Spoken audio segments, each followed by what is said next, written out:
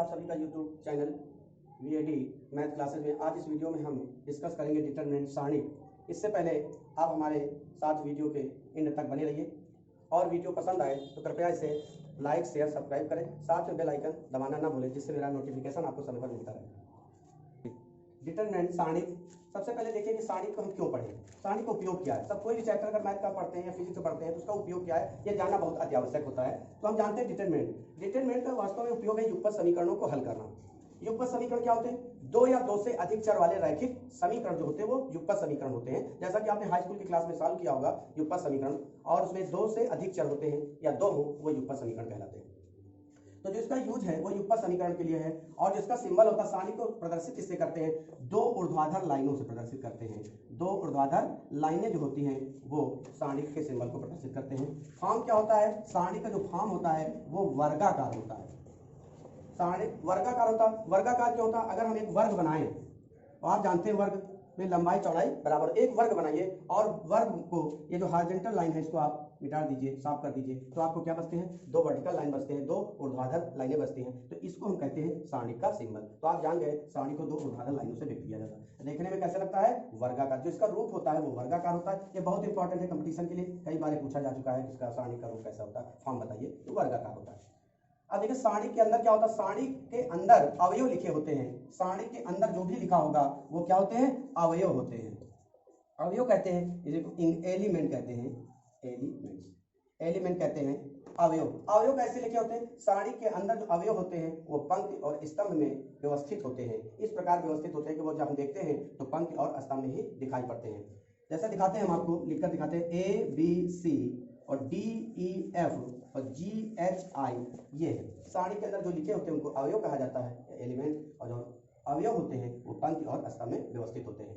पंक्ति को अंग्रेजी में रो कहते हैं, इसलिए पंक्ति को R से प्रदर्शित करते हैं। स्तंभ को अंग्रेजी में कॉलम कहते हैं, इसको C से प्रदर्शित किया जाता है। पंक्ति को R से, कॉलम को C से। पहली पंक्ति है तो R1, दूसरी पंक्ति है R2, तीसरी पंक्ति है R3, और पहला कॉलम है C1, दूसरा है C2 और तीसरा है C3। तो ये देखिए पहला जो ABC है पहली पंक्ति में है अर्थात R1, DEF जो अवयव हैं ये दूसरी पंक्ति में है अर्थात R2, और GHI है ये तीसरी पंक्ति में है R3 में। इसी प्रकार कॉलम में चलते हैं, ADG ये पहले स्तंभ में आते हैं, BEH दूसरे स्तंभ में अर्थात C2 में आते हैं, और CFI और ये आपके आते हैं तीसरे स्तंभ में आते हैं। अगर आपसे पूछे कि दूसरे स्तंभ के अवयव बताइए तो दूसरे स्तंभ में अवयव होते हैं BEH। हॉरिजॉन्टल जो ऐसे लिखे होते हैं वो पंक्ति होते हैं, और जो वर्टिकल होते हैं वो स्तंभ में होते हैं।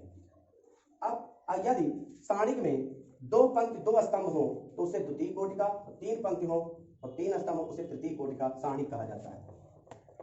कोटि क्या होता है? इसी को कोटि कहते हैं, क्रम, या इंग्लिश में इसको ऑर्डर कहते हैं। ये जान लीजिए कोट क्या होता है? कोट होता है पंक्ति गुणे स्तंभ, पंक्ति गुणे स्तंभ प्रदर्शित किया जाता है। यदि किसी सारणी में दो पंक्ति दो स्तंभ है तो उसे हम 2 × 2 लिख देते हैं, अर्थात ये कितने कोटि का है? द्वितीय कोटि का है। अगर तीन पंक्ति तीन स्तंभ है तो 3 × 3 लिखते हैं, अर्थात ये सेकंड कोटि का है, ये थर्ड कोटि का है। और अगर चार पंक्ति और चार स्तंभ है तो हम चतुर्थ कोटि का सारणी कहते हैं। ध्यान दीजिएगा, सारणी में जितनी पंक्तियां जितने स्तंभ होते हैं उतनी कोटि का वो सारणी कहलाता, प्रदर्शित करते हैं पंक्ति गुणे स्तंभ से। इसके बाद सारणी जो विशेष बात है वो है सारणी में सदैव पंक्ति और स्तंभ सदैव बराबर होते हैं। सारणी में स्तंभों की संख्या बराबर पंक्तियों की संख्या, ये आप याद रखिएगा सदैव। सारणी में स्तंभों की संख्या पंक्तियों की संख्या बराबर होती है। किसी सारणी में अगर दो पंक्ति है तो दो स्तंभ होंगे, और अगर तीन पंक्ति है तो तीन स्तंभ होंगे। यदि ऐसा नहीं है तो वो सारणी नहीं है, कुछ और है, आगे हो सकता है, याद रखें।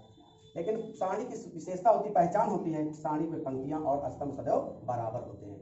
अब देखिए सारणी की बात करते हैं कोटि। अब सारणी कितने प्रकार का है? द्वितीय कोटि का है, तृतीय कोटि का है, चतुर्थ कोटि का है। अब सारणी